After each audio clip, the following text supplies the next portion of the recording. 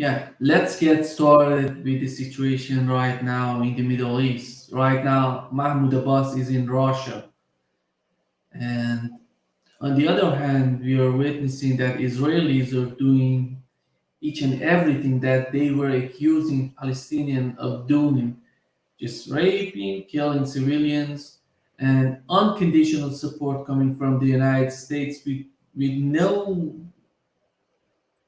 I don't know if in the Biden administration they do have any sort of vision toward the end of the conflict in Gaza, but they're supporting the government in Israel, and they're saying that they're looking after some sort of political settlement, but it doesn't seem to be the case right now.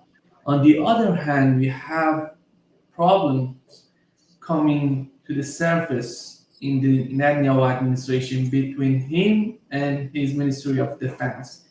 Can we understand what's going on right now in Israel? First of all, in Israel, within the Netanyahu administration, and then go beyond that, and how we can put an end. Is there any political vision in the United States, in the West, to put an end to this conflict in Gaza? I think we have a similar situation both in Israel and in Ukraine, in fact, because what we see in Israel is that people start to realize that the strategy that was implemented from the 8th of October 2023 is failing. Basically, and the IDF spokesman a few weeks ago acknowledged that it is impossible to win over the Hamas. The operation on the ground show that the command and control structure of the Hamas is fully operational. The operations that are conducted by the Palestinians, not just by the Hamas, by the way, because it's also important to remind people that these all the operation, including the one on the 7th of October, was in fact conducted by a joint operation room where obviously the Hamas is the leading faction, but you have about 20 factions operating within this joint operation room. And that means that among those 20 or so factions that are operating in the Gaza Strip, you need to have a coordination, and the coordination requires quite extensive command and control capabilities. And what you see, and what we see since October, is that this coordination and the cooperation between a Palestinian faction continues to work unabated, meaning that the Israelis have maybe killed some Hamas fighters, but they haven't been able to disrupt the command and control lines. And we see, if we observe complex um, ambush operation, for instance, against Israeli forces in the Gaza Strip. When I say complex, that means that these are ambushes that are in different uh, uh, uh, compartment of terrain, meaning they can be underground, both at the same time, both underground and above ground. They involve different factions at the same time, but operating from different direction. And when we have this kind of complex operation, we see that it works perfectly. They are perfectly well coordinated. The communication between faction works perfectly, meaning that beyond the fact that the Israeli government claimed to have killed something like 14,000 Hamas fighter, which, by the way, was more or less contradicted, but that was at the end of last year when you had all these heavy bombardment and things like that. The Israeli command or Israeli officials said that only something like between 1,000 and 2,000 Hamas fighters were killed. So we have here, nobody is able to verify those figures, But I think the figure of 14,000 Hamas fighters is highly exaggerated, and probably it's a fraction of this figure that is true. The fact of the matter is that we see that despite having killed a couple of, I mean, a couple, maybe several thousand Hamas fighters or Palestinian fighters, the resistance continues to work perfectly. We see that new equipment arrives in the Gaza Strip.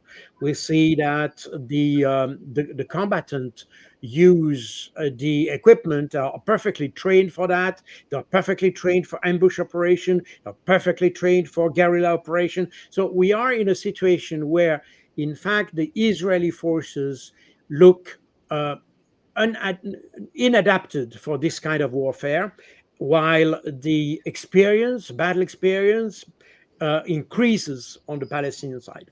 So, and the bottom line is that from a tactical operational point of view, Israeli is failing in Gaza. On the operational strategic level, with the Houthis able now to strike on Tel Aviv, and the Hezbollah in the north able to attack Israeli intelligence structures in the north of Israel and in the Golan, the occupied Golan Heights. We see that Israel is not able to cope with these kind of threats. And you may remember, I think I have mentioned that on your channel, but on a couple of occasions, the Hezbollah managed to have drones flying over the north of Israel up to the center of Israel to identify possible objectives and targets.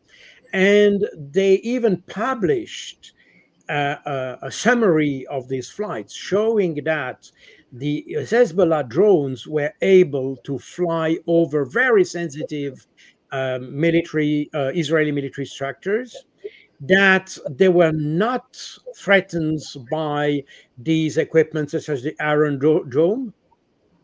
Even we saw attacks, Hezbollah drones attacking directly batteries of Iron Dome installations, meaning that we see that at the tactical operational level, Israel is definitely not controlling the situation. And at the operational strategic or even strategic level, we see that the world has a more and more critical approach to Israel. We still have in Europe some countries, especially European Union, France, Germany, and so on, who have a support to Israel. But this support starts to plummet a little bit. And even if we talk about the US, when you said it's an conditional support to Israel, that's certainly the official narrative. I'm not sure this could translate into effective operational support by the US. If Israel would be attacked by missiles or things like that, certainly that the US would engage those kind of threats with missile counter missile fire and this kind of things. But I'm not sure that the US is ready to put boots on the ground to help Israel.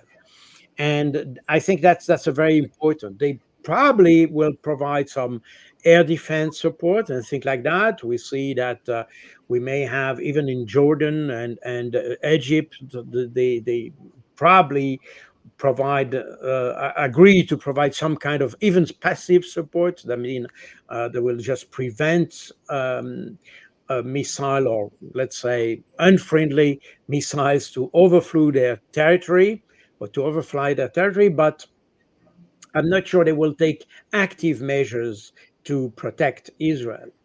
So, and if we look a little bit deeper on the U.S. stance, and that applies equally to Israel and to Ukraine, We see that in the recent weeks, especially when we consider the Israeli attack against Ismail Haniyeh in Tehran, and we can have here some parallel with this Ukrainian offensive in the Kursk area, that in both cases, apparently the US were surprised and even disagree with the idea of striking directly on the Iranian territory, and as well as this offensive in Ukraine, meaning that we see that the US understands that it starts to lose control over its allies. And this has a consequence, is that the US doesn't want to be dragged into an open conflict, both in Ukraine and in Israel. They have a political support because they claim to have that. That's also the reason why, by the way, Benjamin Netanyahu went to Washington D.C. a few weeks ago. That was precisely to make sure that this political support exists, and that he can count on this support. So the political support is there, but no physical support. In terms of the objectives of the U.S., even if they deploy a new naval battle groups in the area, both on the Persian Gulf side and the Red Sea and the Mediterranean, um, I feel that these deployments are probably more like muscle flexing than preparedness for effective commitment on the ground, and probably a little bit more with the idea of dissuasion, to dissuade any attack, or let's say concerted attack against Israel. But the objective, in my view, I may be wrong on that, but that's a feeling I have, considering what we have in the media, especially US media. My feeling is that the objective of the Biden administration is probably to have a success, a political success in these conflicts, by initiating some kind of negotiation, maybe not even having a deal, but at least to engage in some successful negotiation process on both sides. And I think that's what the Biden administration is aiming at, meaning that everything that may hamper the such kind of negotiation is something that the US are very reluctant to support. And we have seen that with the Israeli action against Ismail Haniyeh. By the way, by the same token, by the way, Ismail Haniyeh was probably one of the most moderate leader in Hamas. He was um, nominated to this position as of head of the political bureau of the Hamas in 2017. And 2017, you may remember, that's the year in which the Hamas issued its new charter. We often mention the Hamas charter, but our media most often mention the charter of 1988, which was quite, let's say, religiously oriented and very aggressive towards Israel. That's why where you could read these very aggressive phrase like "destroy Israel" and so on and so forth. But after that, that 1988, that was the Intifada. You had then the second Intifada, where obviously you had this struggle between Palestinians and Israel. So it was not the right time to have a more soft narrative.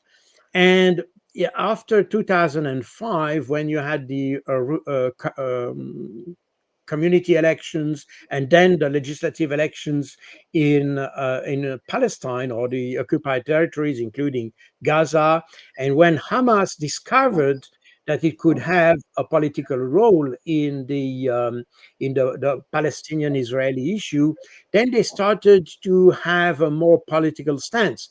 That's, by the way, 2005, 2006, 2007. This is the period in which Hamas distanced itself from terrorist activities. They declared they would not perform terrorist activities. They declared they would not perform terrorist activities or, let's say, military activities outside of the territory of Palestine. And they limit their military activities to the response of Israeli attacks. And that's, in fact, exactly the strategy of the Hamas since 2005, 2006.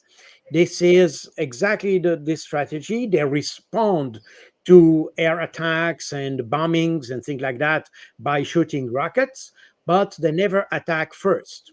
The problem is that in our media, we tend to ignore the Israeli air attack and targeting killings and things like that that the Israeli Air Force does regularly or did regularly in the Gaza Strip, including attacks with drone and Air Force and attack helicopters and things like this.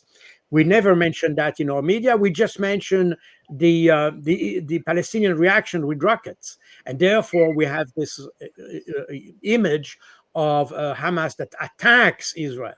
In reality, and I made this, I studied that in my, you can see that in my book on the flood of Al-Aqsa. I studied that quite in detail, and I noticed that every time the Palestinians, not just the Hamas, by the way, including the Islamic Jihad, in the Palestinian Islamic Jihad and things like this. By the way, the Palestinian Islamic Jihad is the first entity, a Palestinian entity that started with the rockets, and then the Hamas came along with that. But in any case, we see that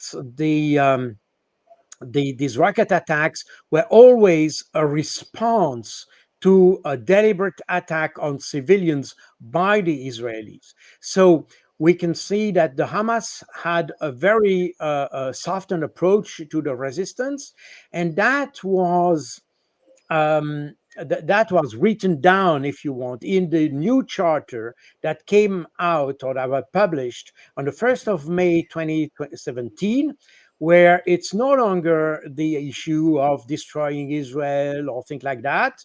They even say that they would like to have a peaceful coexistence with the Jews in Palestine. Basically, the view of the Hamas is very close to the view the Arabs had in 1947, as the UN General Assembly provided the resolution 181 to have the opportunity to create an Arab state and a Jew state or Jewish state. And at that time, the view was from the Arab side that we should not change anything. We should keep Palestine as it is, with both Jews and Arabs living together in the same country, while the Jews, but of course, we were just after World War II, and the Jews had what they had suffered in Germany, with the Holocaust and all that, meaning that the Jews wanted their own territory, period. And that's the reason why we had the war in 1949. But anyway, back in 2017, the Hamas seems to have a very similar view as it was in 1947, meaning a Palestine where you have both population coexisting peacefully in the same state. And and that was written down in this charter. And this is the time when the Hamas decided to have a more political approach, and Ismail Haniyeh was nominated exactly at this in that year in order to be able to engage in negotiations with the different stakeholders in the region. So when Israel killed Ismail Haniyeh, basically they killed the moderate ones, and the response were very clear, because in such a situation, what you have, and that happened in the past, by the way, when you had Sheikh Yassin, he was killed. He was replaced by Al Rantisi, who was much more extreme than Sheikh Yassin, who basically was peaceful and wanted also negotiating. And then Haniyeh was, sorry, Rantisi was killed, was replaced by Khalid Mishal, and that you had the radicalization, if you want, that developed. And Ismail Haniyeh, in fact, was a break in that spiral of radicalization, if you want. But again, the Israeli have killed this moderate, so the response is that you have now Yahya Sinwar, who is definitely a more radical personality than Haniyeh. So the Israelis are losing on every ground, on the tactical one, on the operational one, on the strategic one, and on a political one. And we see no we see in Israel, as we see in Ukraine, by the way, absolutely no exit strategy from this government. They tend to to increase their level of radicalization, if you want.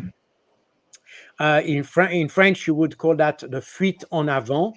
I don't know. There's no exact translation in English, but it's a kind of fleeing forward, and that's a little bit the idea, and that's exactly what we see in those two countries. And the West, again, the West Europeans are probably a little bit different, but the US, because when we talk about both Ukraine and Palestine, it's also interesting to note that nobody talks about European diplomacy. There are absolutely no European diplomacy, not even at European Union level, and certainly not at state level.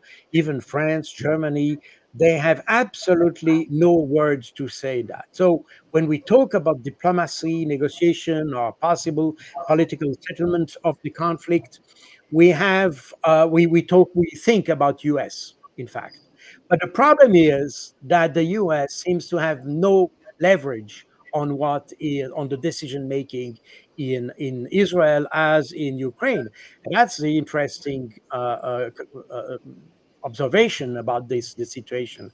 That despite the fact that we claim US has the solution, precisely the US is not listened to by either the Ukrainians or the Israelis, meaning that we see also in the US a sense of disorientation.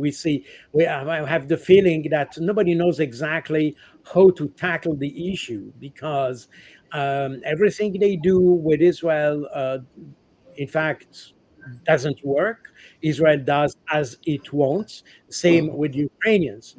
So we have the feeling of, on the one hand, the U.S., who tend to be willing, having a, let's say, a political settlement, because of the election year. I mean, Biden would like to have a success. I mean, at the end of the day, it cannot demonstrate any kind of success in those conflicts.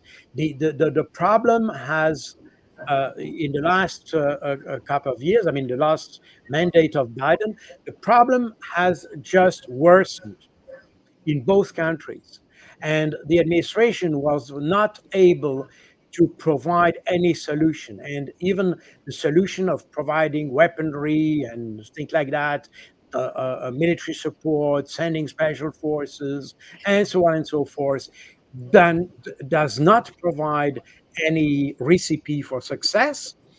And so that means that the bottom line is that the Biden administration has failed on everything, basically. And now we are a few weeks from the presidential election. The idea would certainly not to enter an open conflict in the Middle East. I mean, certainly not before the election. After the election, that would be probably another story, but might be other actors. I don't know. We can discuss that later. But certainly, that what they can strive to is probably having some kind of let's say prospect for a negotiation process. That's the only thing they can try to do, but certainly not to worsen more the situation. So that's a little bit what I see on this on those. In fact, you asked me about Israel, but it applies equally to Ukraine. We have a very symmetric situation if we view it from a diplomatic and Western perspective. The problem is, as always, that the West engage in conflicts without having any kind of exit strategy. We don't know how we want to end these conflicts.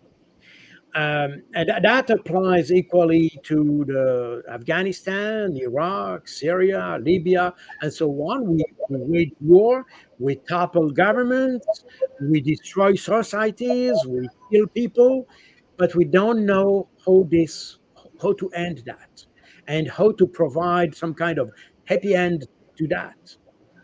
We just leave a mess after we engage in these countries. So we are exactly in the same situation.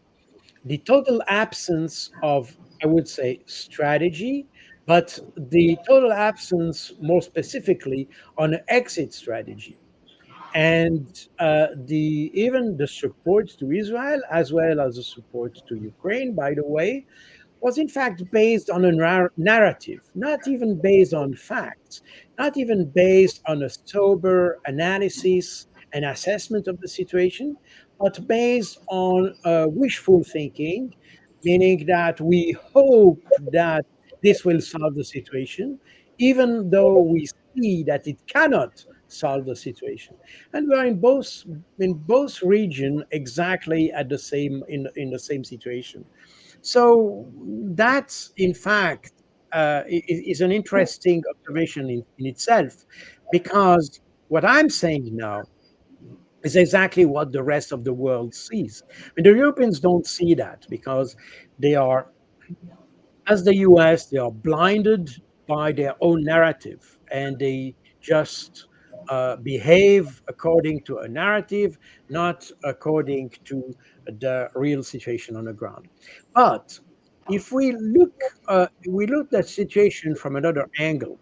And as you know, I've spent 6 years working in crisis areas in Africa and in Middle East and so on. I um, I have contact with Africa, and when I look how the Africans look at the problem, they see exactly what I'm saying. I mean, they see basically that the West is just creating problems, creating mess, but not able to provide the solution to that, and therefore the credibility of the West is fading away. And interestingly enough, you have, on the other hand, those who try to provide a solution are Turkey, China, Russia. You just mentioned that Russia, Mahmoud Abbas was in Russia. Um, I'm not sure exactly what they will discuss. I've not read anything about this at this stage, so I will not comment that. But what I mean is that you see that the Eurasian powers, if you allow me this expression, are basically those who try to engage with the different stakeholders, who try to find a solution to the conflicts, try to find a way to accommodate the ones and the others. Basically, if you think about it, the probably the only person in the West, I mean, on the European continent, who is or would be able to talk the same day to Mr. Pezeshkian, the president of Iran, the prime minister of Israel, and Erdogan, and probably not the European Union, but who can do that? Vladimir Putin. So, and that is exactly what the rest of the world is noting, and therefore the credibility of the rest of the this Eurasian, I would not say coalition, but basically it can be summarized or summed up by the BRICS to some extent. But basically, we see the emerging power or diplomatic and political power provided by the non-Western forces on the in the world, and that is absolutely apparent in the way the African analyze and assess the situation in both in Ukraine and in Africa and in the Middle East. And don't be fooled by the fact, as Borrell used to say, that the Africans are not able to understand what's going on in Ukraine. And this is, but this kind of racist comments is typical of the European Union. But my view, and I used to lead a research center in Nairobi for the European Union, basically for the rapid reaction force of the African Union in essence. And I was surprised to see how the Africans have a very, let's say, um, candid approach to the situation in Europe, and they have the education level, they have the knowledge, they have the ability to understand what's going on, to observe critically what is at stake, and they are able to understand really what is missing in the whole equation. And that's exactly what the Europeans are no longer able to do. They're not able to understand what is missing. What are we failing to do?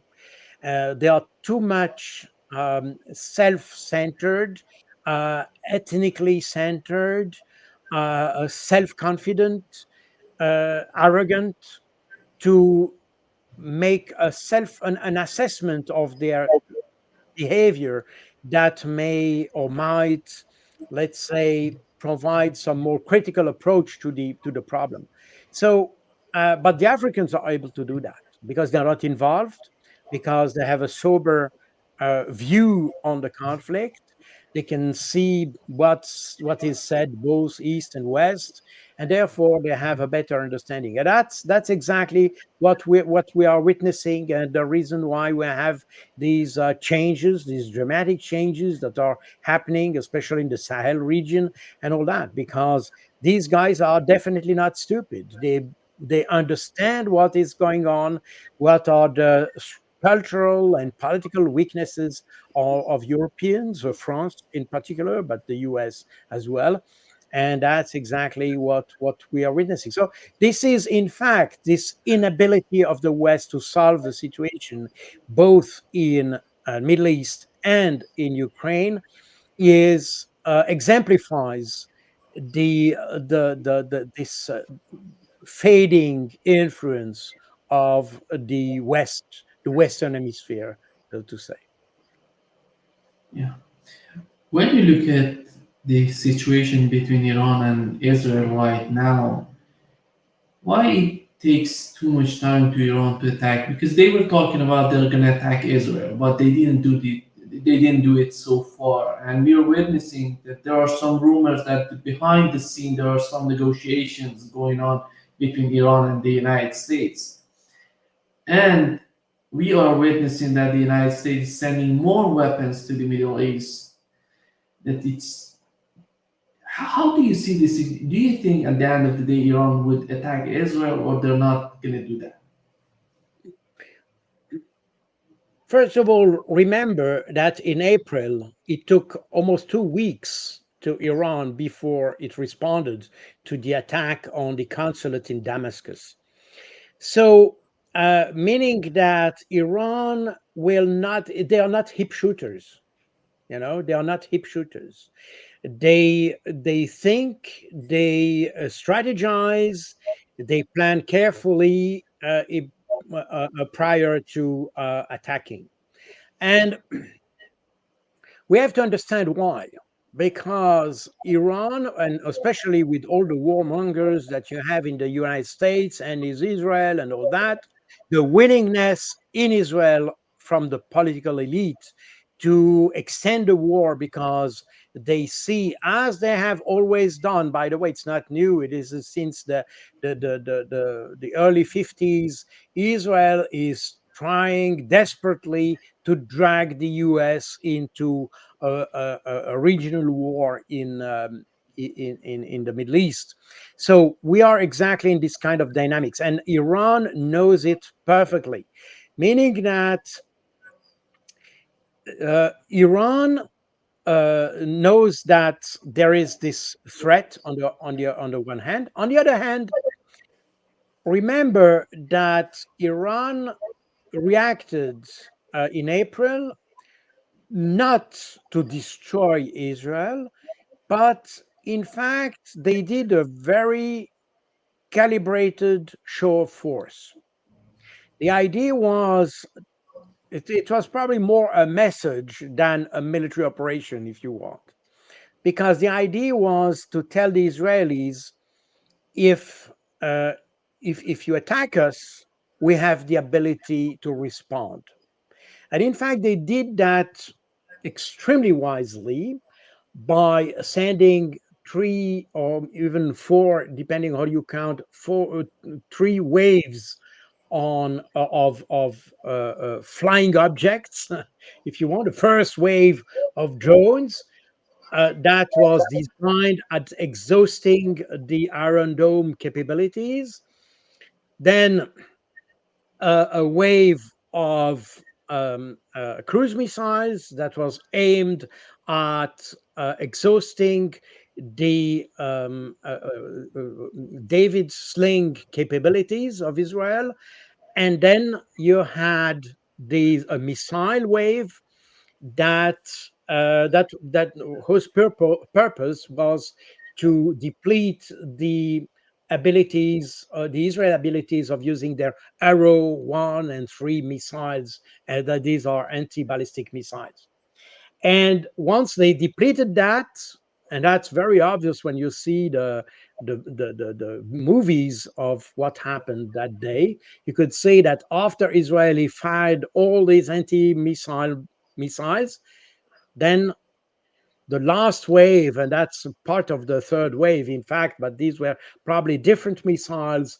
But you had just a couple of those very sophisticated missiles who came in a absolutely blank sky where you had absolutely no Israeli missiles, and they struck the desired objectives. So, meaning that the Iranians were able to show to the Israelis and to the world that they are able to strike Israel, bypassing or exhausting its air defense capabilities, without killing a single person. That's very important. And that means that they have the asset to do it, despite the presence of US warships and so on and so forth. So the Iranian reaction in April was essentially of dissuasive nature. It was deterrent, basically. And my view is that if Iran wants to respond now, they will probably do the same, but at a higher level. They may strike more objectives, but again, they want to avoid to trigger a regional war. They want to prevent any incentive or giving any incentive to the US to be more involved into the conflict, and they want to they probably, I mean, I'm not in the Iranian general staff, so I don't know, but my feeling is that they will do the same kind of thinking, but at a higher level, avoiding civilian casualties, showing a more powerful message, but they need to do it because the problem with Israel is that, as I said, Israel, since the early 50s, is trying to have the US and the West involved militarily in the Middle East and having a permanent military presence in the Middle East. So definitely, if Iran doesn't respond, Israel will continue provocations, and we see. By the way, if you read what the Israeli government says about the Palestine and all that, you will see that it's a government that is at the border of rationale. I mean, it's beyond rationale. In fact, it is almost irrational, and it's very difficult to cope with the irrational. You have to strike very strong to deter an irrational. If it's a rational person, they will understand. If they are intelligent enough, they will understand what's going on, and they will probably stop provocation. But in Israel, it's not the case. We have an irrational, uh, probably very much misguided leadership, and that explains, by the way, the question you had about the problem, the dissent within the government between Yoav Gallant and the Benjamin Netanyahu leadership, including these extremists like Ben Gvir and Bezalel um, um, Smotrich. And so we have here a different approach, but basically, the Iranian consider that the Israeli are irrational. Therefore, they have to respond. They have to respond and strong. But the problem is that the window is extremely narrow because if you don't respond strong enough, Israel will not feel deterred, and if you respond too strong, you may trigger a conflict. And that's why the Iranians are, in fact, in a very, very difficult situation. They are on a very narrow path, and they have to calibrate their strategy in a way that is uh, exactly to the point, but not beyond the point. You see, and that's what they managed to do in April. But I think the path is even narrower today, and that's why probably they will take their time. By the way, that's the reason why they asked to have this meeting of the Islamic cooperation countries that had the meeting on last Wednesday, and they issued a final communique that, in fact, supports totally Iran, despite the comments that were provided by some countries, such as Jordan and Egypt, that they would prevent any use of their airspace by Iran, and they had quite a noisy rhetoric against Iran. But the fact of the matter is that the conference of the Islamic cooperation was very clear. They condemned definitely the action of Israel in Tehran, including the killing of Ismail Haniyeh. Remember that the majority of the countries of the Islamic conference are Sunni. and not Shia. And Iran and a few others like Syria and so on are Shia, but most of them are Sunni. But despite this fact, they completely supported Iran on that matter and condemned the action of Israel. They also condemned definitely the behavior of Israel towards the Palestinians in the occupied territory. Of course, they referred to the advice provided by the International Court of Justice on, I think that was on the 19th of July, when responding to a request of the UN General Assembly of December 2022, the International Court of Justice published an advice, which is quite important because it's a reply or response to the General Assembly. So it is this response, even if it's just an advice, it is definitely part of the international law. And in the Conference of the Islamic Cooperation, um,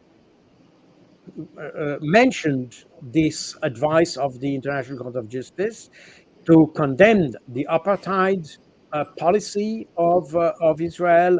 I'm not sure they use the word genocide because I'm not sure the Court of Justice used that term in the judgment that is ongoing following the claim of the South Africa.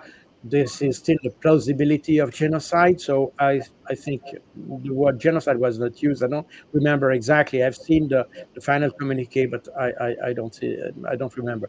But definitely there is a strong support provided to the Palestinians, a very strong condemnation of Israel, meaning that um, now Iran, from a political point of view, has the strong support of the Islamic community.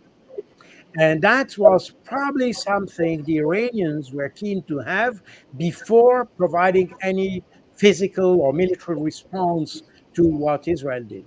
So we have here, we see, as we have seen in April, a very careful approach, a step by step approach, having uh, discussed with the main stakeholders, having the advice of the main stakeholders, and approaching the response carefully.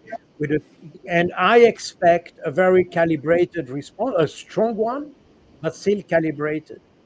And the activity, the U.S. activity in the Mediterranean is probably here to, let's say, reinforce the idea of supporting Israel because politically that's what the U.S. wants to, let's say, express. Let's say, but I'm not sure that these forces are adequate and even tailored to respond physically to Iran. So my view is that the US tried to have kind of a deterrent posture in the Eastern Mediterranean in order to show the support to Israel, but has no willingness to be committed physically with boots on the ground to Israel. By the way, I have spent many months, years, even. I mean, years in NATO, and I have had many contacts with U.S. colleagues during my career, and I never saw a U.S. military who was very enthusiastic in supporting Israel. For the remember that I mean, every single American officer remembers the Israeli attack on the USS Liberty ship in 1967, and that was a deliberate attack from Israel. On that was an intelligence gathering ship, by the way. It was a SIGINT ship, and definitely Israel attacked it attacked it deliberately, and that remains something extremely strong in the military, in the mind of the U.S. military. And I have hardly seen any U.S. officer who has a strong sympathy for Israel. I mean, at best, they have no animosity against Israel, but they are not enthusiastic in supporting Israel. So we might find this also at play when the question is whether the U.S. wants to put boots on the ground to support Israel. So that's my view on that. So it's in my view, it's not very in favor of Israel. But again, look at the population in the U.S. and in the Europe. By the way, I'm not talking about the political elite because these ones are, I mean, they are lost. They are intellectually lost. But if you look at what the population thinks, we see, by the way, a huge discrepancy in the way the population perceives the conflict in the Middle East as compared to what the political elites do. And we see that more and more Israel, even in the Jewish community, by the way, especially in the U.S. Jewish community, who is traditionally quite supportive to Israel, we have seen, and I remember already when I spent a few years in the U.S., and I remember during this time that already at that time we had many young Jews in the U.S. who considered that they were Israel was not representing the values that are in fact defended by the U.S. and things like this, and you had more distance between those young Jews and Israel. And what we see today is exactly that, and what you have seen. I mean, even when Benjamin Netanyahu went to the addressing the Congress a few weeks ago, those who protested within the capital, by the way, and outside the capital, were mostly Jews. And they even had this T-shirt, "Jews against Israel" or something like that.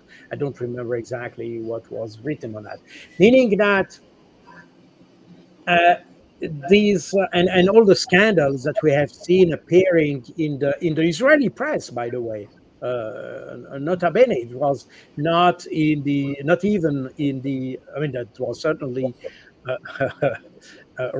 taken by the Arab press, but even the Israelis themselves, they acknowledge that there are dysfunctions in the Israeli military, that you have all these exaction and violation of human rights and the international human rights, the international international humanitarian law, which used to be the law of war at the time.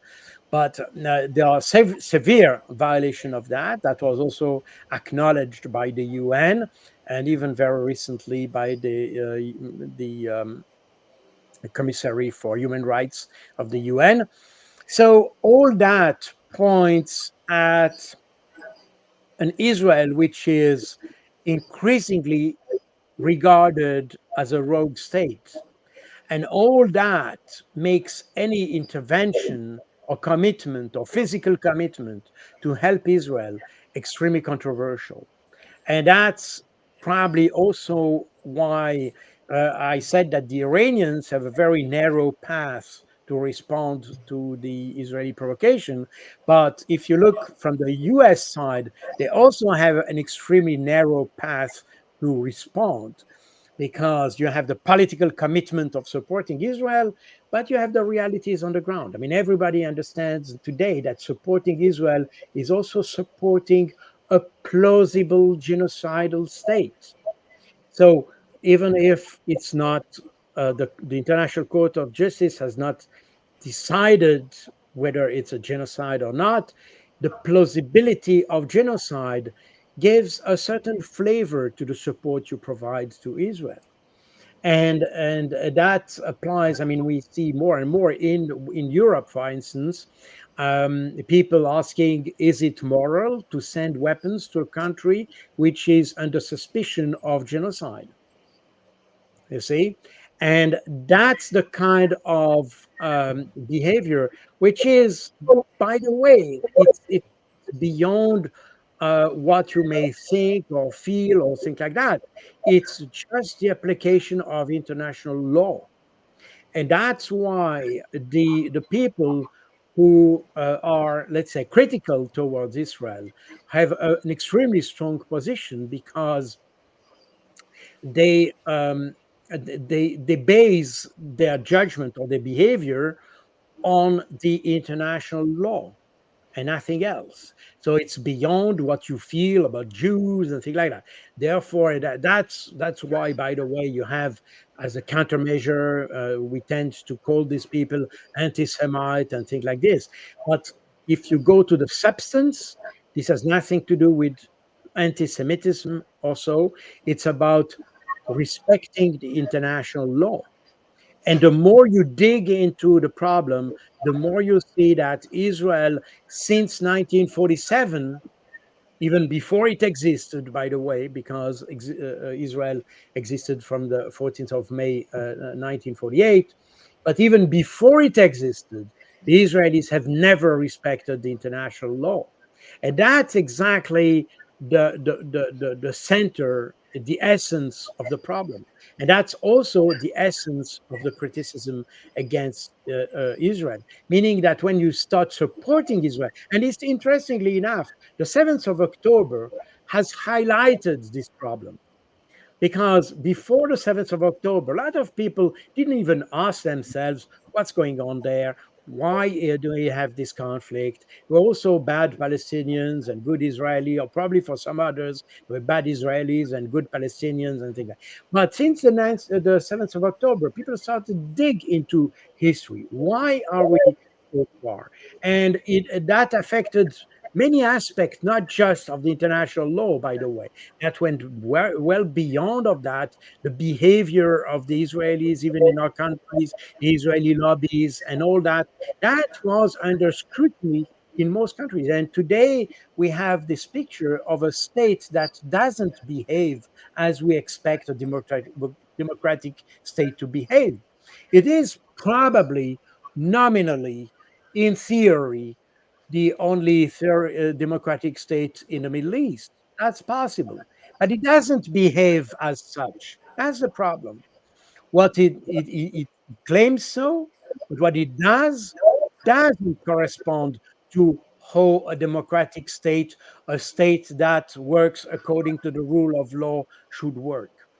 And that's exactly the problem. And that's why the criticism against Israel is extremely strong, and it's in essence very strong, because it's based on objective elements and not just subjective elements. It's not a matter of how you like Jews or how you like this one or this guy. It has nothing to do with that. It has to do with who respect international law, and that's where we are. And now the problem is that the only way to cope with this kind of criticism is trying to be undemocratic ourselves, preventing free speech, prohibiting criticism, uh, criminalizing criticism of Israel. That's exactly what happens in France, for instance. You can be criminalized and even considered as a sponsor of terrorism when you criticize Israel and things like this. So it's extremely um, let's say insane type of mood, and it may provide some, let's say, superficial type of solution, but that will just deepen the hate, and I say hate now,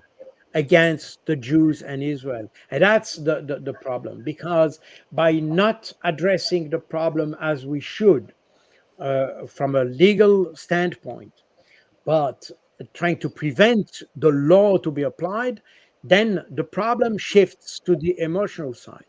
And that's the reason why we have more and more in most Western countries, we have an increase of anti Semitic acts. And that's exactly the result of, let's say, de um, de-rationalize the conflict, because again, as I said, criticism against Israel based on the rule of law and the law of the international law, this is objective, this is rational. But when you prevent that, and when you do nothing about that, then you push everybody into the irrational. And we are exactly in that phase now, with more and more anti-Semitism everywhere in Europe, and that reached dramatic proportion. And that's exactly the consequence of not addressing an obvious problem in Israel, which is the respect of the international law, the international humanitarian law. If we go with the worst case scenario right now, if something big happens between Iran and Israel and brings the United States in, how do you see the reaction on the part of Turkey and Pakistan? These are two tricky countries. And recently we've heard that Pakistan is talking about sending, if Iran needs, they're going to send missiles to Iran. And they, before they were talking about if Turkey needs to fight Israel, they can provide Turkey with nukes. And can we expect what can we see coming from these two countries is if something big happened between Iran and Israel? To be frank with you, I'm not, let's say, I don't know very well the domestic politics in Pakistan.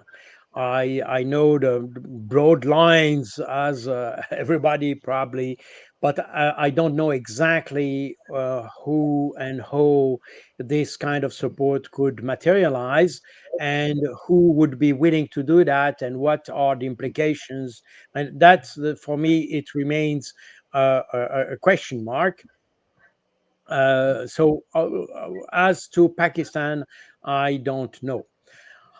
As to Turkey, this is an interesting case because in the last decade, Turkey has definitely expressed its criticism, I mean, a very strong critical posture towards Israel, and has taken also a very strong position in favor of the Palestinians. And they even, I mean, Erdogan even said a few weeks ago, days ago, that Turkey is ready, or might or could invade Israel if needed. So I don't know whether it's just a rhetoric, bravado, or something like that. I have no idea. But they said it.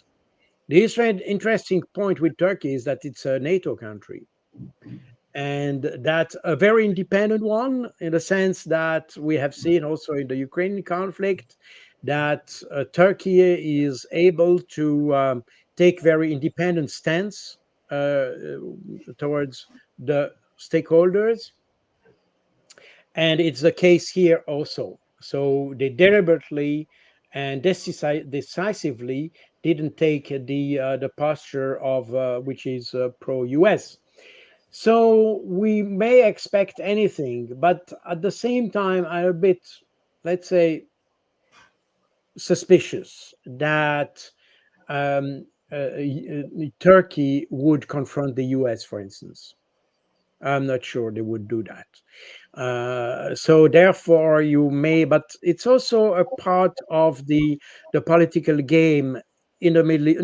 Not so much in the Middle East, but also in the Middle East, but in the rest of the world. That the rhetoric is a way of fighting somehow, and what we do on the ground might not match exactly what we say, and probably what we say goes a little bit beyond what we are ready to do.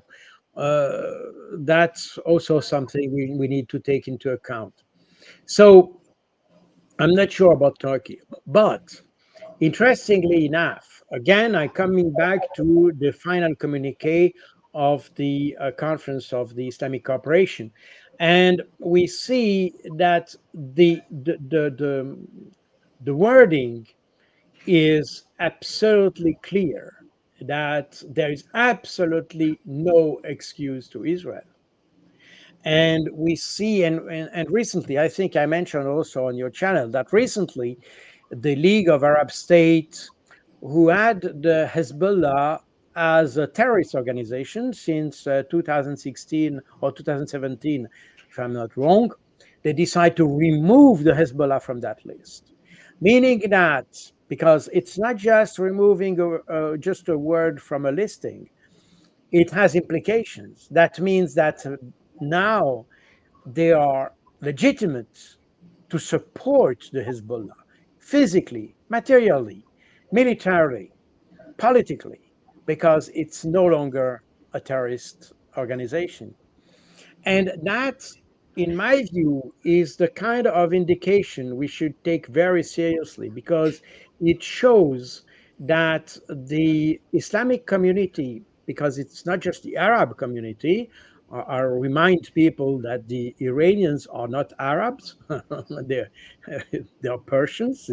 It's a different culture. It's a different history as well, and so on. You know that better than me. But it's very important to say, because beyond the difference between Shia and Sunni, you have also this ethnic difference. And the fact that now everybody in the Middle East seems united to support Palestine against Israel is, to me, a very strong indication that if the Israel, or if the conflict would expand into something regional, then probably that might be the end of Israel for good. And I'm not the only one to say that. I mean, if you read my book on the flood of Al-Aqsa, the first sentence, my first sentence in the book, is precisely this one: is to say, if we are not, if we don't pay any attention, Israel might disappear. And it's a quote from the Guardian, the British paper. It's a quote from the Guardian, meaning that, and that the book was written in early this year, meaning that it's not a new assessment based on what we see today. It's something that some others, not just me, but others also assessed a few months ago. So, meaning that the prospect of having Israel annihilated uh, is something we should consider. And prior to engage into a large operation and internationalizing the conflict and so on and so forth, we should really think about this, because that's what we may see. And if I were an advisor to the Israeli government, I would certainly make them aware of this possibility, because, in my view, it's a very strong possibility. Because today, even if you have Jordan, Jordan, Egypt, and these countries, they take a pro US stance, or apparently or seemingly pro-Israel stance, because they don't want to be attacked by Israel, because that's the problem. Israel is threatening everybody. Everybody who is not his friend is an enemy. So that's the reason why these countries who don't want to engage into a military conflict, they prefer to have a more lenient type of narrative, or uh, um, wording towards Israel than. But if it happens that the Arab world would, or if we come to the point that the Israeli Palestinian conflict comes to a regional conflict, these countries will certainly join the other Arab countries. I mean, Jordan is a Palestinian country in essence. In essence, I mean, the majority of the population is Palestinian. By the way, Jordan, as it was called before 2022, it was the Transjordan. It was part of Palestine. I mean, the mandatory Palestine that was under British rule just after the end of the Ottoman Empire um, uh, contained Transjordan. I mean, you had the, um, the Palestine that, I mean, Israel today, if you want, plus Transjordan. And so, meaning that in Jordan, you have a lot of former Palestinians who took refuge after the 1948 war and the 1968 war. Some created problem and they were expelled, and then they went to Lebanon, and that created another problem. But that's another story. But in any case, you still have a lot of Palestinians in Jordan. The majority of the population is of the same extraction as the Palestinians. They are people, natives of that region, unlike the Israelis, who are not native of that region. So, for that reason, if we come to an international conflict, I think it would be extremely problematic for Israel, and that would be problematic for the U.S. too, because I'm not sure how the U.S. would react to that, because the only way to help Israel in such a situation would be to put boots on the ground, and I'm not sure that the U.S. would be ready for that. I mean, there are certainly certain warmongers who would be willing to do that, but probably not everybody, and certainly not the U.S. population. As we see in polls, we see that the U.S. is not willing to have, I mean, the population is not willing to enter a conflict in that region. And by the way, if it happens that the U.S. gets committed in that region militarily, it doesn't mean that they might have success. Remember that the U.S. was defeated, were defeated in the Afghanistan, in Iraq, in I mean everywhere basically. So would they be more efficient and more successful in Israel? I'm not sure. By the way, the priority of the U.S. now is not the Middle East, is the Far East. So we see that that would be a very complicated equation for the U.S. So my view is that if there is someone rational in the Israeli government, they should start really some kind of talk process with the Palestinians. I'm not sure they are rational to that point, but in my view, that's the only way out of of this mess, because there will be no military solution on that. I mean, if there is, if it comes to the point that we see that there's only one solution on, but it will be a military solution, then I think that will be the end of Israel. If we come to the conclusion that the solution is political, then I think there will be a possibility to accommodate. That will be a very hard discussion, hard talks. I'm sure this will be like squaring the circle, and that will be not easy. But this is, in my view, the only way keep to keep Israel as we would like it to have. I mean, based on the international law, based on borders that are accepted internationally, not as today, because Israel doesn't want to define its border precisely because it wants to expand. That's exactly that. By the way, that was decided the day I said before that Israel became independent on the 14th of May, 1948. And the day before, and that is in the memories of Ben Gurion, as he wrote his memories, and you can read that. And they discussed the matter of the border. And Ben Gurion explains in plain words, that they didn't want to define the borders precisely because they didn't expect these borders to stay where they were.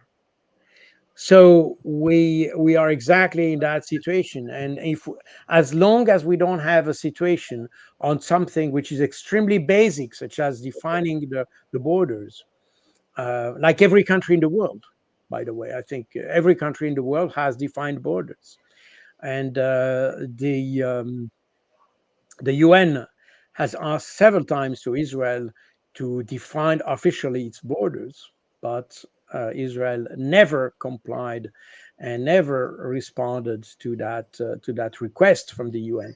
So as long as we don't have these kind of solutions, or this kind of behavior and kind of a rational approach to a country that wants to integrate in its neighborhood, to integrate in the Middle East, Near East community, and wants to have friendly relationship with its neighbors. As long as we don't have that, we have the risk of war, and then the scenario that is what I explained might occur. That means the disparition of Israel. That's why I think here we have no Israel, in my view, rationally speaking, I said rationally speaking, has no alternative than having a rational dialogue with its neighbors, a rational dialogue with the Palestinians,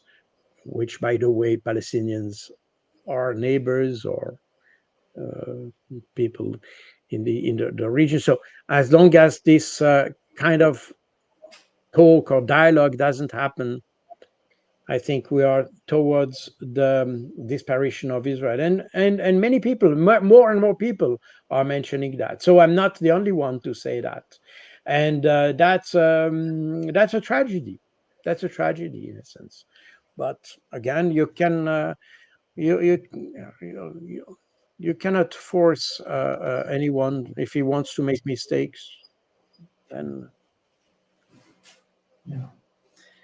And shifting the gear to the conflict in Ukraine with this situation in the Kursk region, and Lindsey Graham is saying that this is brilliant, beautiful what the Ukrainians are doing, and Zelensky says that this is Putin's end.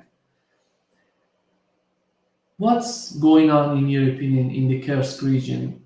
Is there anything significant coming in favor of Ukraine? oh, to understand what's going on in Ukraine, we have to understand what is at stake. And unfortunately, I have the feeling that in the West we tend to see the war at large, not just in Ukraine, but we see the war from a tactical point of view rather than from a strategic point of view. Now, both, especially the Russians, and to some extent the Ukrainians, and remember that Sirski, the commander in chief of the Ukrainian forces, used to be trained as officer in the Soviet Union. So he has the same kind of thinking as the Russians.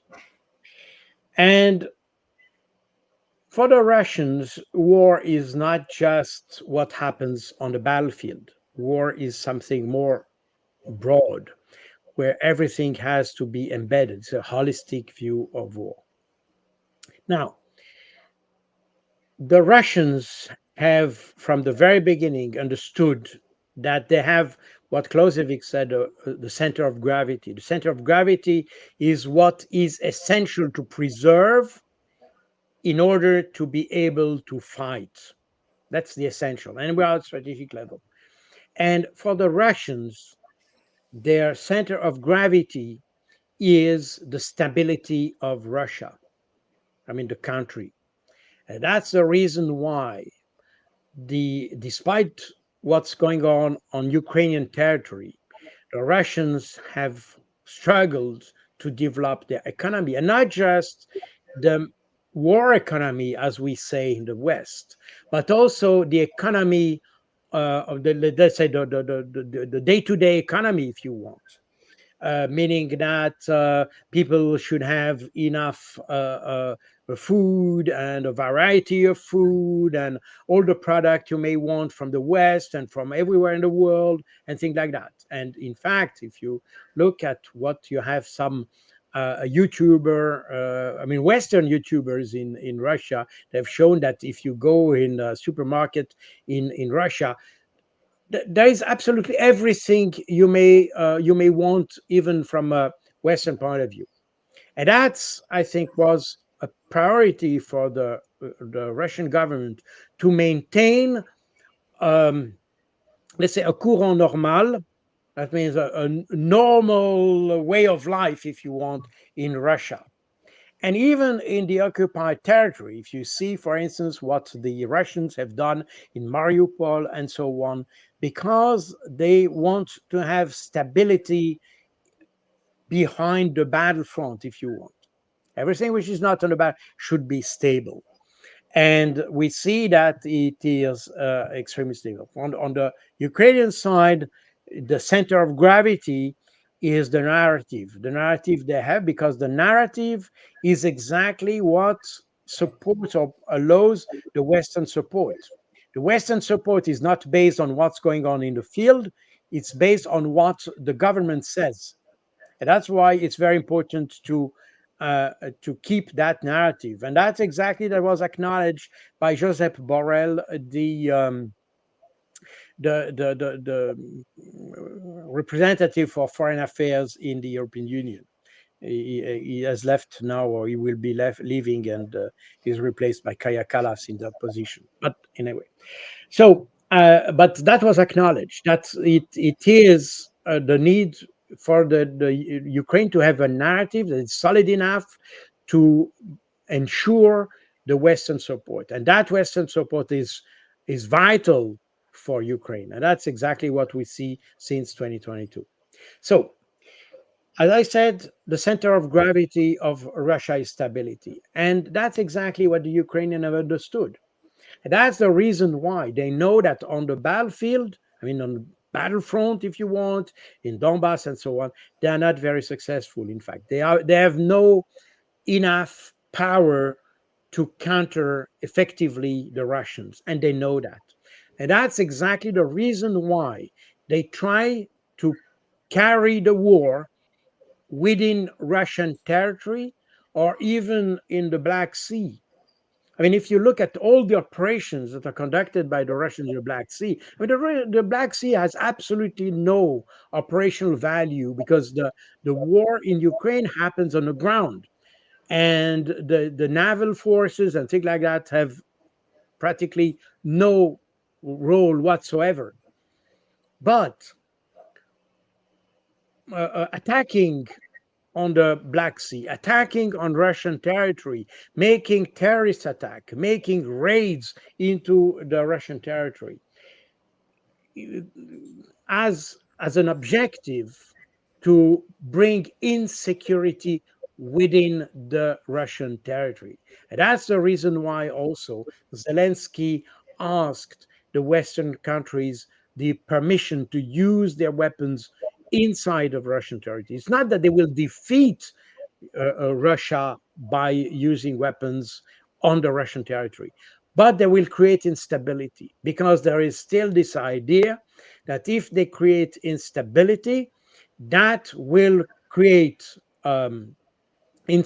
dissatisfaction in the Russian population, and eventually that could lead to some kind of regime change. That's the idea. And Zelensky just recently said it. I'm not. It's not my invention. That was said by Zelensky himself. He said the Russians need to feel the war, and that's exactly the idea. And therefore, if you look at the offensive in the Kursk region, you have exactly that issue. The idea is to bring the war on Russian territory, and and that's a strategic objective, if you want. They are operational objective. We have to see here how the both Russians and Ukrainians, by the way, thinks on the military side. They have, yet there is a strategic objective. There are operational and tactical objectives.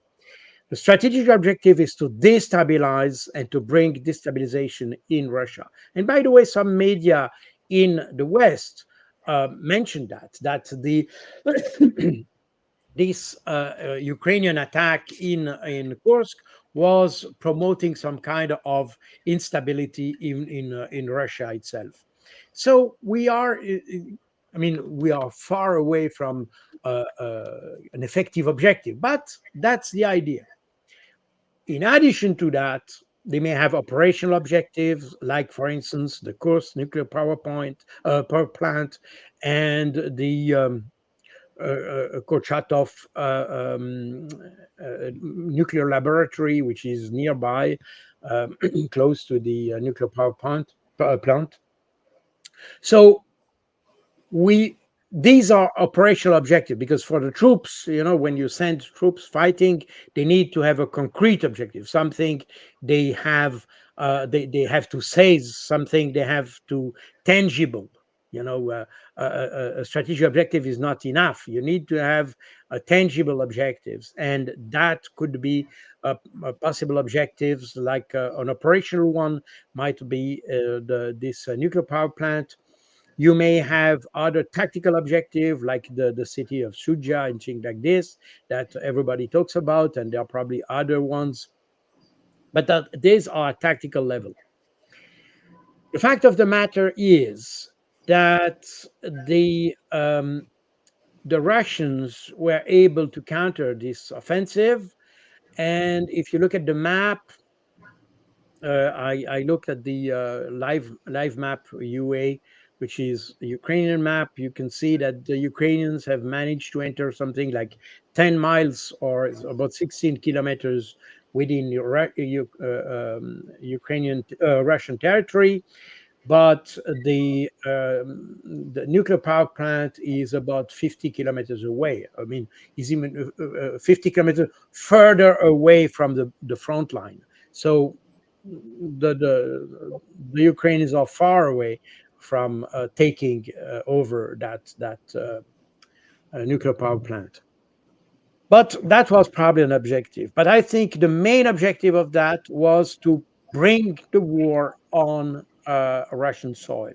And from that point of view, we can say, um, I don't want to give rights to Lindsey Graham because I said so nasty things that I will certainly not. But let's say, if we look at it from a strategic point of view, the idea is not bad from a strategic point of view. The problem is that you need to have the resources to achieve such kind of objectives. And that's exactly where the problem is. I mean, if Ukraine had tried to do some kind of strategy, this kind of strategy, maybe just at the beginning of the war, probably they could have managed it, because they still had enough resources, enough equipment to sustain, because that's the key word. You need to be able to sustain such an offensive. And that's exactly where the Ukrainians seems to have the weak point. In fact, if you look at the losses, I mean, I take the Russian figures. Although the Russians have a history of reliability in the figure they give, we need to take all these figures with a pinch of salt. But nevertheless, they give us an idea of the intensity of the fightings. And if we see the last figures provided by the Russian General Staff, we can see that the Ukrainians had slightly less casualties in the last week in the rest of the battle, the line of front, the front line, and that may indicate that they have moved some troops from the front line to the Kursk area. And therefore, that may indicate that the resources they have for the Kursk offensive are in fact very limited, and they cannot sustain the offensive in Kursk without removing troops from other parts of the front line. And that indicates that this offensive is doomed to fail because it cannot sustain the rhythm, the speed of advance, and the rhythm of the battle, in fact. So I am not very confident that the Ukrainians might sustain that. And I'm confident that the Russians will, in fact, prevail. I don't know how long it will take and all that. I have no idea. But I think, and the indications we have so far show that the Russians might will prevail in that region, meaning that the Ukrainians will certainly, most probably, not reach their operational objective of reaching the Kursk nuclear power plant, and will certainly not reach Kursk, the city of Kursk. And even though they would reach Kursk, the force they have might not be enough to take over the city because it's a large city. So as a result, this is a good attempt to address a strategic objective, but I think there is a lack of planning, a lack of resources that may this may the, make this that will make this plan to fail. So idea is probably good, but the plan is poor, and that, in my view, will decide the fate of that offensive. So everybody talks about it. We, again, the narrative is very important in the West, as it is for the Ukraine. So we have this we give more importance to that offensive than it actually has. Again, when we see the media, we have the feeling that it almost reached Kursk, but in reality, it is about 50 kilometers from the nuclear power plant, as I said, and about 65 kilometers from Kursk. So, meaning that the Ukrainians are very far away. They moved very quickly in the first 2 days of their offensive, the 2 or 3 days. But now we see that since about 5 or 6 days, the front has stabilized, and the Russians are controlling more or less the situation. They have not repelled the offensive, but they are controlling the battle line as it is as of today. It may change in the future, but as of today, the Russians seem to have the situation under control. So um, again, it's this kind of good idea, but at the same time, it looks more like a desperate move because we see that uh, this offensive is, in fact, instead of having any success on the battlefront, on the front line in Donbass and so on.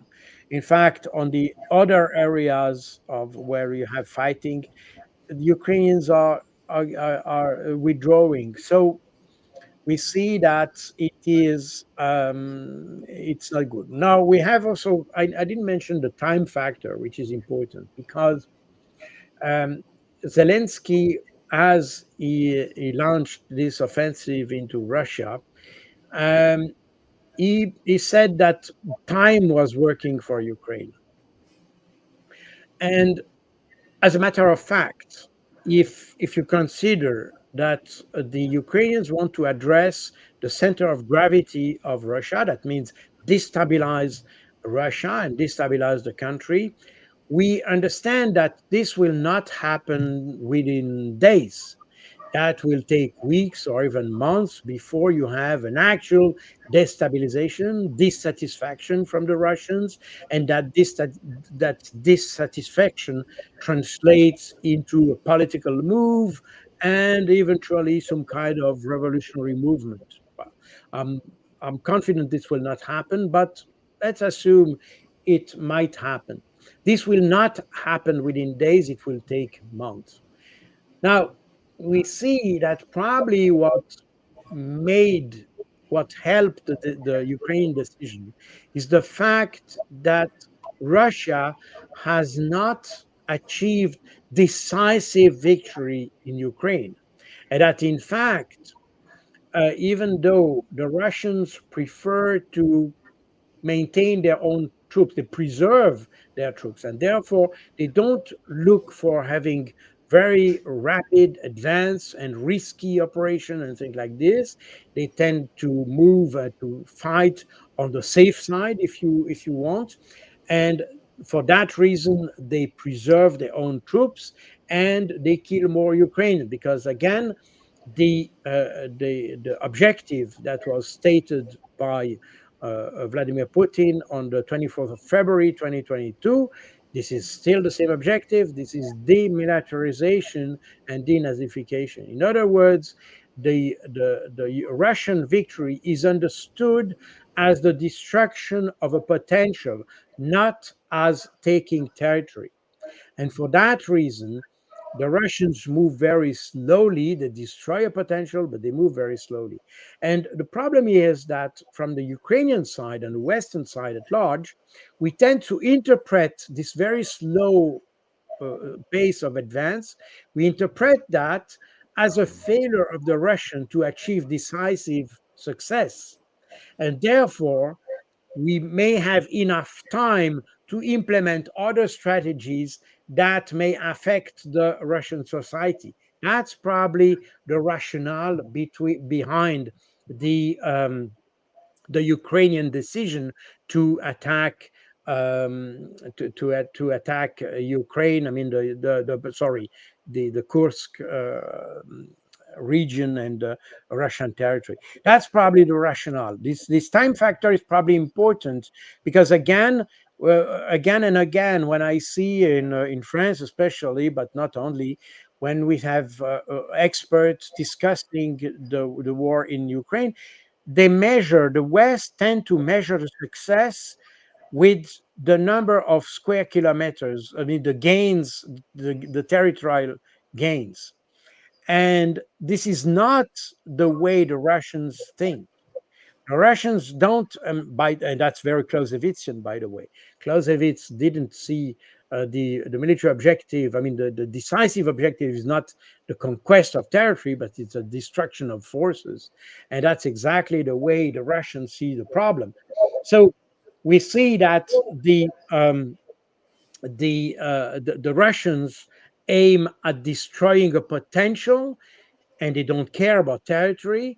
But on the West, this is interpreted as an inability of the Russians to conquer territory and therefore to indicate some relative weakness. So this is again, this is a different perception of the battlefield that might work adversely against the Russians for the case of this Kursk offensive. Just to wrap up this session, in your opinion, in in Germany, they're talking about the German media built a publication, German publication. They're bragging, they're so excited about German tank on the Russian soil.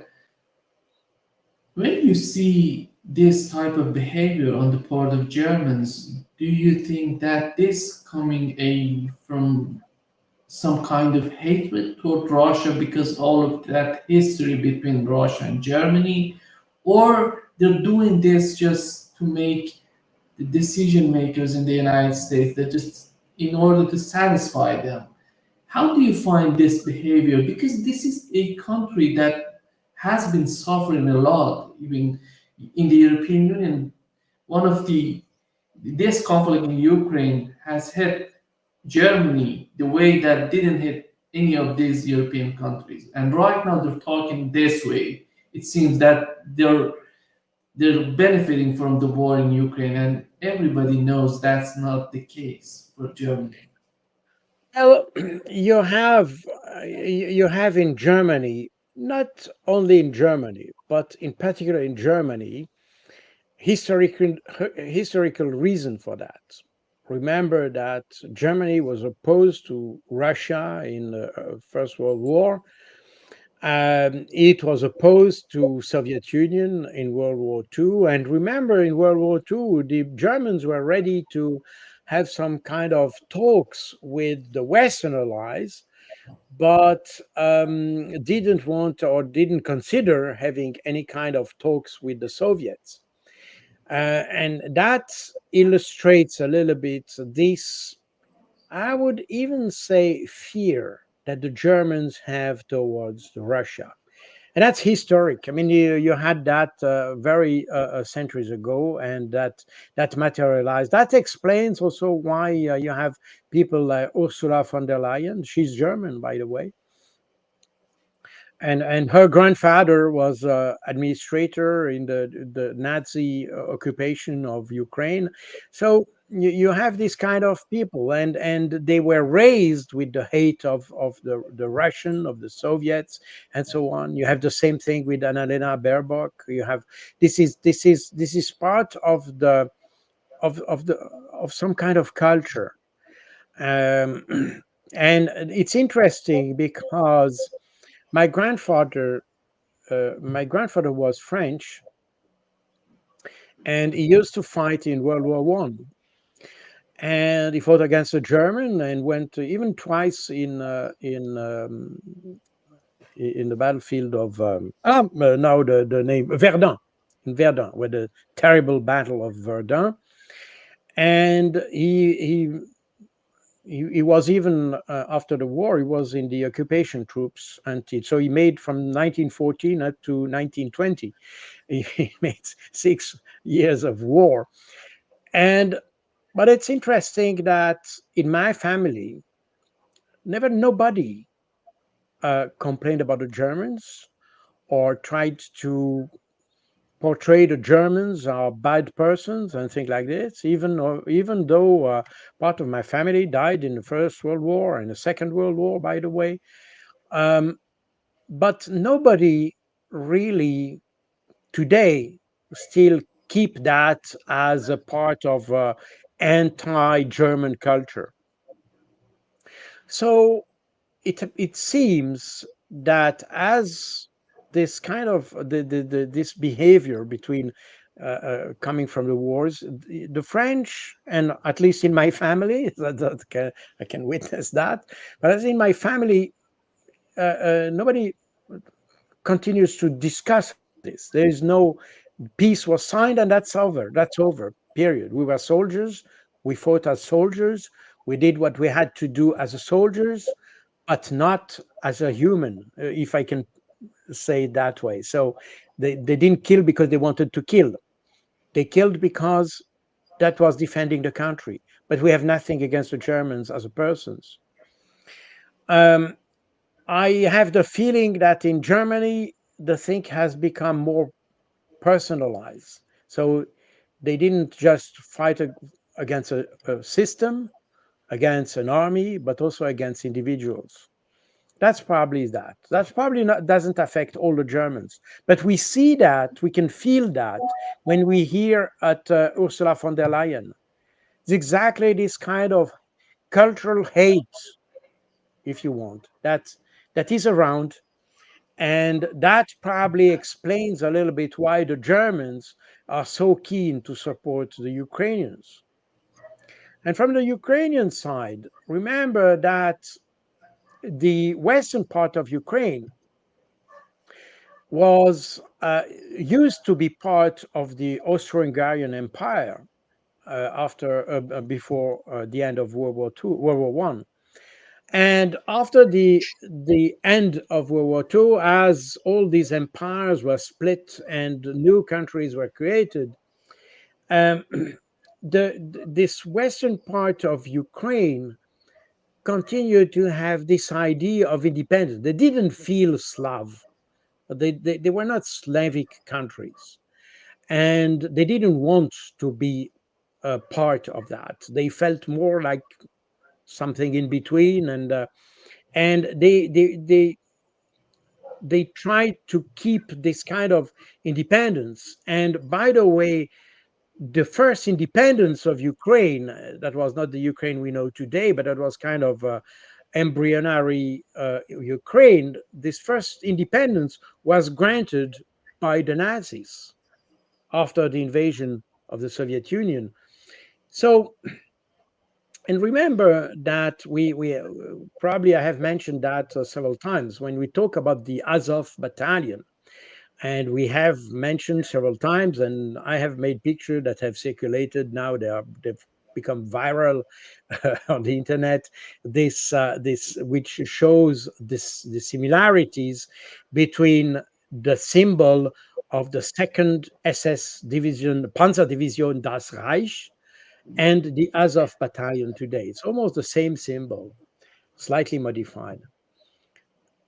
And in the West, we don't understand that because if you talk about the division, the SS Division Das Reich in France, for instance, this is a division which was responsible for the massacres of Oradour-sur-Glane, in particular, in the western part of France, in just after the landing in Normandy. And this is the village that was razed to the ground and all the population killed by members of that division. So in France, the fact that you may have the same symbol as such a division is inexplicable. But if you look at it from a Ukrainian point of view, this division Das Reich, prior to be engaged in France in 1943, that's the division that liberated, in quotation mark, Kharkov from the Soviets. And therefore, this division has become the symbol of the liberators for the Ukrainians, because that was the symbol of liberating a Ukrainian city from the Soviet rule. And therefore, we see that the same SS Panzer Division, which is in the West considered as war criminals and think that, I mean, nobody wants to be friend with this kind of people. In Ukraine, these guys are the saviors, those who liberated. So we have different views on that, but that shows also that the that explains the behavior and the way of how, for instance, I mentioned Ursula von der Leyen and Annalena Baerbock. They are very typical from that kind of behavior that is extremely oriented against the Russians. The Soviets, obviously, that was their grandparents, but today it's about the Russians because that's part of the family culture. So we have that, and we have that in probably a lot of German families as well. I mean, the harsher battles that you had in World War II were between the Germans and the Soviets.